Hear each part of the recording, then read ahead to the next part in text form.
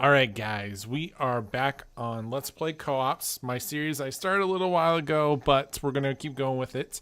This week I have Drew Dixon. How are you doing, sir?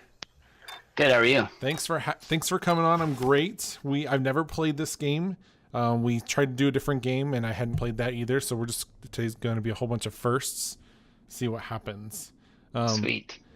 So let me get into this because I need to distract you as much as I can so that I can make sure I win. Tell me a little about yourself. Like, what's your connection with gaming?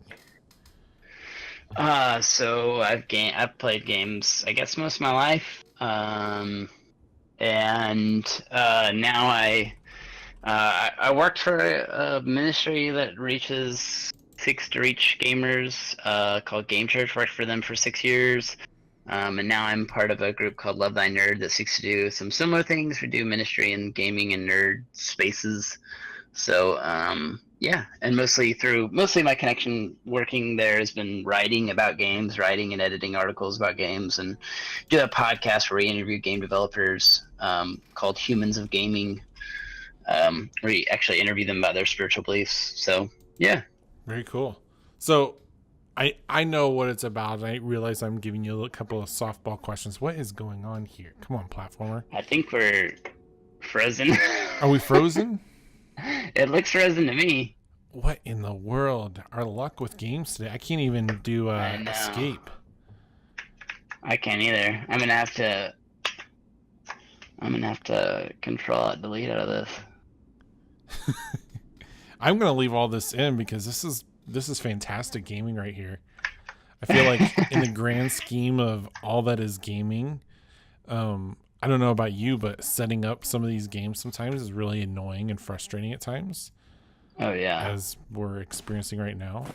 Oh no! Wait, it went. Oh, I just quit. Because you just left. That's why I did it. I think it's I'm causing the problems. Well, now I gotta bring you back in. So we're having this issue where there's apparently two of him that wants to join. Do you have multiple Steam accounts? Nope.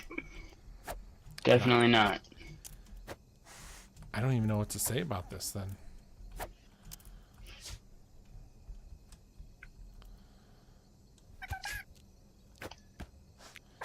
All right, there's Drizu 2. Maybe just select another one? And we'll have like a guy that's I guess I'm we'll not go for playing it. as. Sure.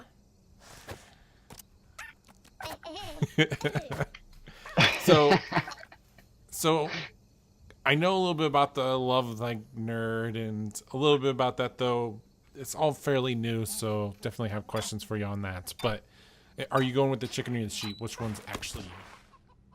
We'll see. We'll see. Okay. This is so weird.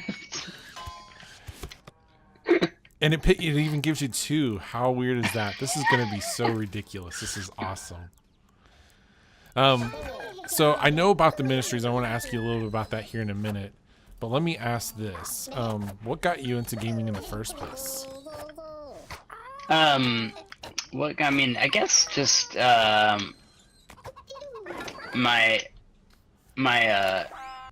oh, it's like we're racing to there, aren't we? Yeah. And we got to prevent each other. And if we prevent the other person, then we're doing great. Okay. What got I have you to place them at the same time. I know, right? This is going to be awful and great at the same time. What got you into gaming? What was that? I guess my mom bought a Nintendo for us when we were when I was probably in elementary school, like maybe second or third grade, something like that. Okay. And that's when I started probably. What was the game? First game was like Mario and Duck Hunt, that combo. Mario and Duck Hunt. So were you more of a Duck Hunt person at that time or more of a Mario person? Oh, definitely more Mario, but we played a ton of Duck Hunt too, because it was like, that was the only game we had for a while, Oh, what?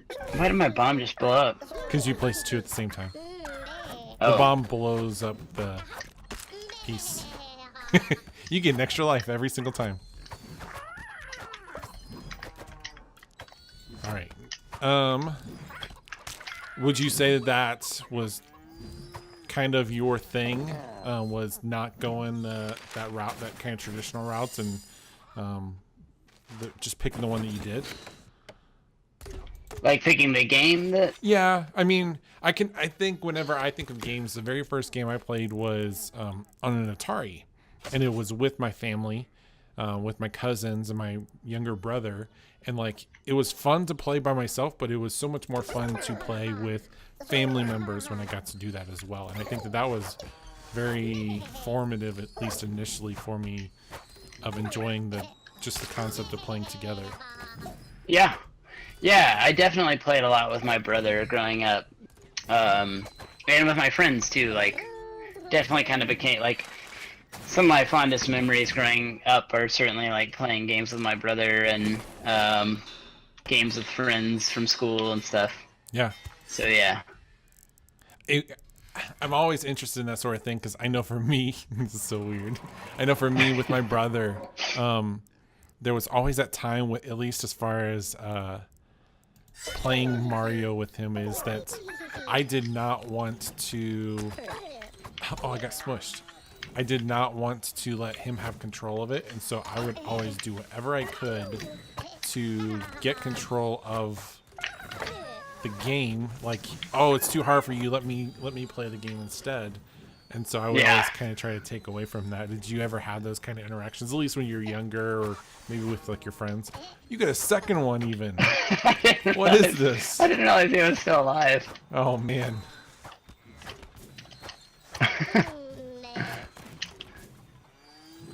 Was it definitely kind of like a winner take all almost attitude of I want to play the video games and I gotta do what I can to play kind of thing? Because back in the day, it wasn't multiple controllers. It was like whoever had the one controller got to play the game. At least no, you know, my brother and I actually were really got along really well. And we actually didn't fight about stuff like that a lot. We you know, share the controller quite a bit, and of course we had like Contra after a while, and we played that 2-player. We played a lot of 2-player games together. I remember playing Double Dragon 2, because that was one that had co-op. We played that together a lot. So yeah. What about you? It was very much so my gaming was definitely a whole bunch of Mario and I almost had the sneaky. How did you not? Oh, I thought you were. Oh, you did die. I did. I got hit by the Mario and Tecmo Bowl. Tecmo Super Bowl. That was my jam. I also had NBA Jam. So a lot of sports games, surprisingly for me. I think that was a big one that I really liked. But GoldenEye, when I could play it as much as possible, Contra, all those kind of games. I tried to kind of jump in with. Wait, I did it again. Apparently those very slow revolving things are my downfall. You will get squished. Oh gosh. It's okay, I got my chicken. This is almost impossible now, I feel like. That's the point. You want to guess, so it's almost impossible, and then you end up winning just by points alone.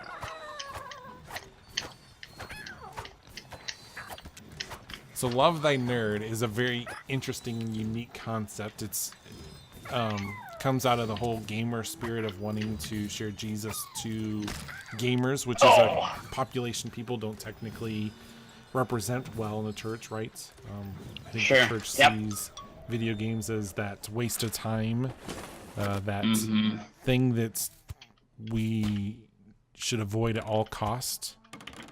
What is ultimately the goal of Love Thy Nerd?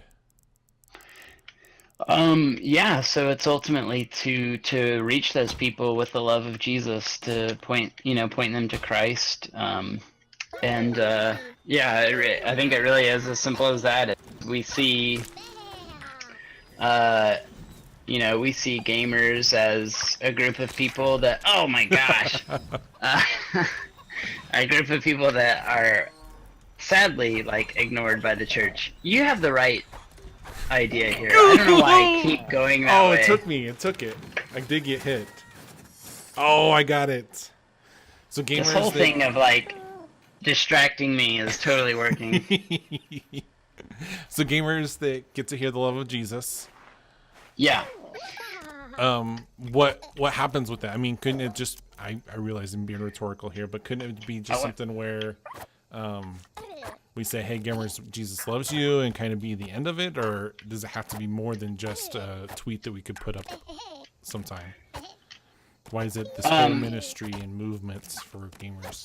Right, sure, yeah. I mean, I think we want it to be bigger than that, because obviously, like, that's a wonderful thing to go and do and go and tell gamers that Jesus loves them. I think there's value in that message, period, end of story. But yeah, I also think that, we want to go out and build relationships with people in the gaming community, with game developers. There's a lot of, like, wonderful game developers, and and there's a lot of wonderful things going on in the games industry, but there's also some there's some brokenness there too, and there's some things that are going on in the game industry that are not so good, and so we wanna shine light in that space as well, and like be just be Jesus to people. It's really that simple. But I think it requires building relationships. It's more than just we want to do more than just say Jesus loves you. We want to have relationships with people, show people that we really care, because we do. We want to make a real difference in that space.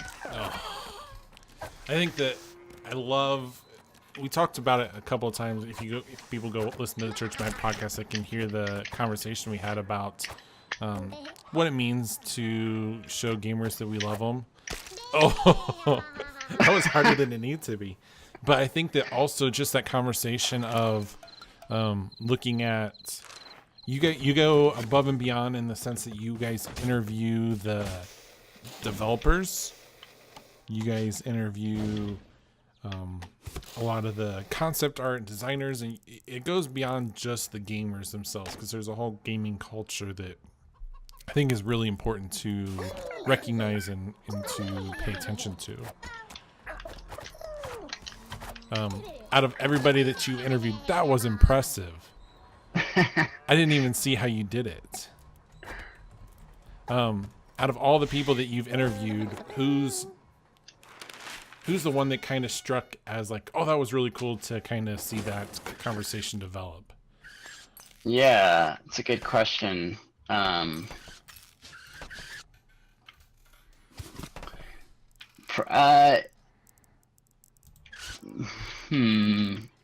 had a really interesting conversation just this last week with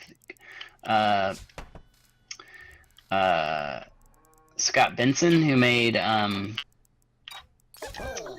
oh gosh, I'm so bad at multitasking. That's why I can't like have a conversation and play games. It's so bad. Oh, I got it too. Darn. Oh. Oh, is he gonna solo? What does that flower do? Oh gosh. The flower smacks you. Okay. Does it kill you if it hits you? If it hits you, yes. You can jump through it technically. Okay. So that was a really good one, because he was just really honest about kind of his experiences, and we had Ken Levine on. That was really cool. That was on the Game Church podcast.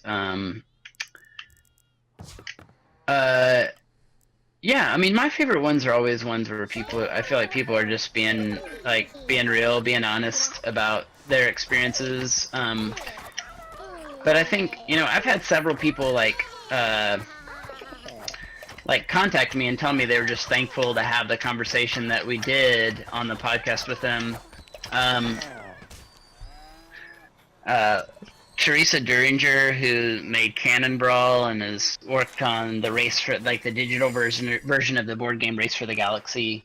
We had her on, and she was just really like, I don't know, honest about her struggles and experiences, and she's not a Christian, but yeah, and just I don't know, that's my favorite thing that happen sometimes with our podcast with the developers I've built relationships with, is just when they share about how coming on the podcast kind of changed their perception of Christians, or yeah. I wonder, you have kids that game at all? My 6-year-old does a little bit. Okay. That's an interesting time for me of learning of like what gaming looks like. I even had a conversation recently that my wife does not enjoy gaming at all. Yeah. That is not her thing. Oh my goodness. And so simply trying to look at like, oh, I almost had it. I saw that coming. Looking at what it's like to have a family that likes to game, and obviously with my kids I can influence them as they're growing up, and I'm really excited for when that does happen. But what could that be with regards to like family in general, my spouse and my kids, and trying to do that well? Like what do you see as far as at least the family and gaming? What's that look like for you? So I like to play games with my 6-year-old. That's one thing I would say. Oh my gosh. So yeah, I mean, I think for me it's just about like, I think games can be a quality, can be quality time with your kids, with your family. Yeah. My wife and I play a lot of board games together. Do you? Occasionally I'll get her to play a video game with me. But obviously you don't want that to be a replacement of other quality time that you would spend together as a family. But I definitely think it can be a valuable part of your family life.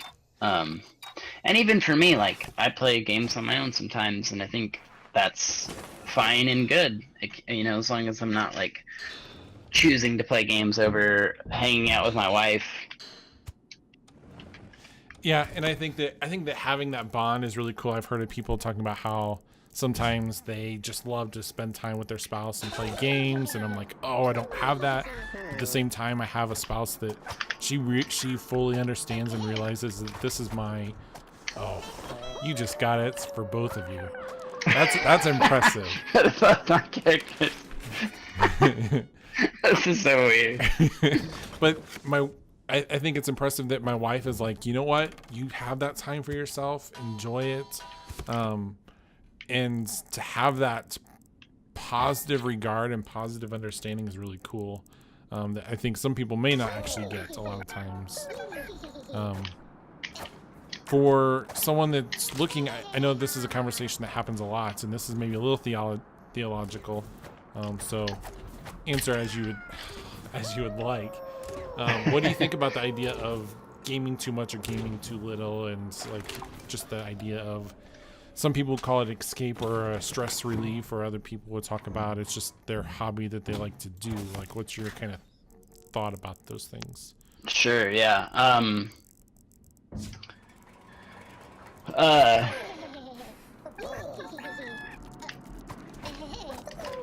I certainly think it's possible to play games more than is healthy. This is a really hard setup we got here. I don't know what to do here. Oh.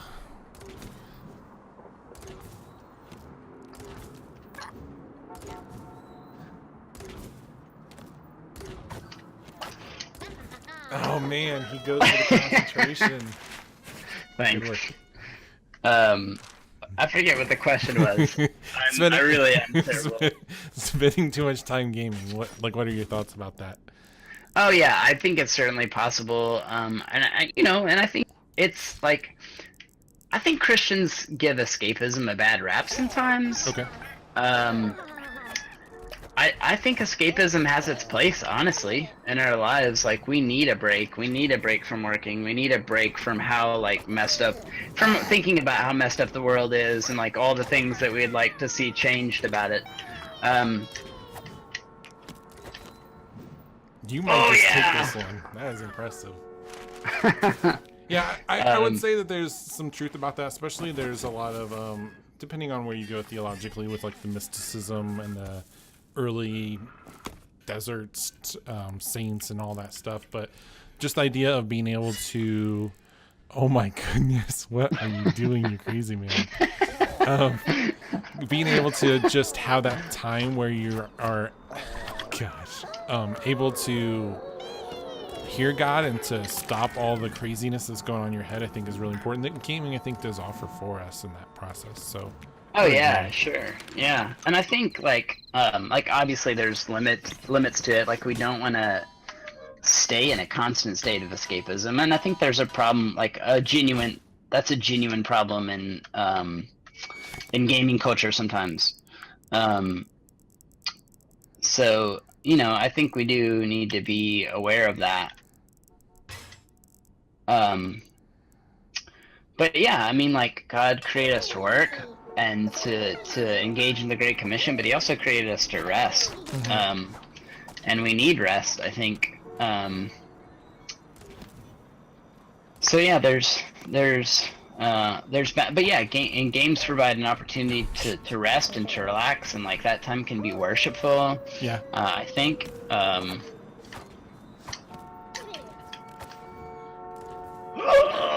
This is weird because you're now fighting. You're literally your worst enemy right now. Thankfully, both my guys are beating you, though. That's the good part. That's the terrible thing, is both of you. All right, let's just make this a little bit difficult for him to make that jump. Oh, you would. Oh no. All right.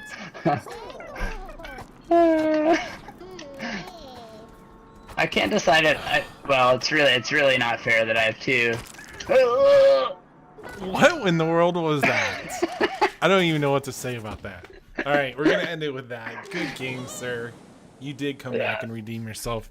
So tell people that want to kind of hear about this Love Thy Nerd gaming thing that's coming out. It's not officially fully established, right? You guys are launching the website soon, but you have podcasts and you have a Facebook account. Kind of tell them a little bit about what's going on with all that. Yeah, I really wish I could figure out why I have two people bothering me. It makes for a funny gaming, that's for sure. I'm using a PlayStation controller. That's the only thing I can configure is like my software that allows me to use the PlayStation controller. Maybe that's it. Maybe. But anyway, you're asking about Love Thy Nerd. Yeah. What was the question about it? Just what's going on? Like, what are some ways that can connect with you or with the ministry itself? So if you want to, so the ministry is going to be built on kind of three pillars. So one of them is thoughtful content creation. So we want to create a lot of resources for people, for Christians to understand games, but also for people outside the church to understand games. Like we'll deal with all the hot button issues surrounding gaming, like addiction and violence, which is kind of back in the news now. Yep. But also like misogyny is a big problem in gaming culture, and toxicity and people just being jerks online. We'll have resources to educate people on all those things. But then we'll also have a podcast where we celebrate gaming and game design, and we'll have a website where we do game reviews. We really want to highlight what's good and true and beautiful in the gaming industry, and we'll do that through all different kinds of content creation. We want to create some curriculum. We want to write books. There's a lot of things we want to do, and obviously this stuff's going to take time, but we plan to do all those kinds of things. Another one of our pillars is intentional community, and so we're gonna have opportunities to build community and to around games. Games provide us a common vernacular where we can share things together and have shared experiences. And so we'll provide lots of those kind of opportunities for which are ministry opportunities, I think. And then the last one is relational missions. So we're actually going to do mission trips to gaming conventions. We're going to train people to start their own gaming ministries in their churches and their communities. Not just in their churches, but like going out in their communities and playing games with people for the purpose of loving them and building relationships with them and pointing them to Christ. And so if all that sounds like remotely interesting to you, go check us out on Facebook, search for Love Thy Nerd, and you can join our Facebook group. And that will help you follow all the podcasts, like the Humans of Gaming podcast that I mentioned earlier, where we interview game developers, is just one of our podcasts. We also have one called Free Play. Mm-hmm. And so you can follow both those podcasts. And Free Play is kind of a community podcast where I just talk about games, and it's all about, good conversation and just building relationships with people. Follow us that way, and you can follow all the stuff that we're doing. Search for Love Thy Nerd on iTunes, and you can find our podcast network. That's where you can find both Free Play and Humans of Gaming. And do you have to be a Christian to take part in any of those things? Definitely not. Yeah, we definitely have people in our group who are not, and we want it to be for them to be nerds and to nerd out and play games with us and just I think it's definitely one of the few. I mean, I could be wrong about this, but it's one of the few Christian groups on Facebook that's not like annoyingly Christian. Like we're very clear about our faith and things like that. But but I don't think we're like forcing it down anyone's throat or anything. So yeah, if people are watching this or listening to this and they're not Christians, like I think they'll find the Facebook group interesting, and I think they would feel welcome. Love it. So I would hope, and if they don't, I would want them to tell me so that we could make it more welcoming for them. Awesome, man. Thank you so much for joining this co-op and for being distracted enough to let me win at least once or twice. Yeah, and I think the one I won wasn't exactly fair, so hey, that's all right. I had two people. We'll take what we can get, right? Yeah, I mean, I'm personally gonna count it, but yeah. If you guys are interested in more of these, there's certainly others where we'll do interviews with other people. If you want to check out some of my stuff on Patreon, you can. But at the very least, leave me a comment of who else should we have on this. And don't comment Bubba, because apparently he doesn't have computer PC gaming. We can't do that unless I buy Sea of Thieves. So don't do that, person. He's a Free Play podcast. But who else should I do for these games? And let me know down below. I'll catch you guys next time. See you later, guys. Bye. Bye.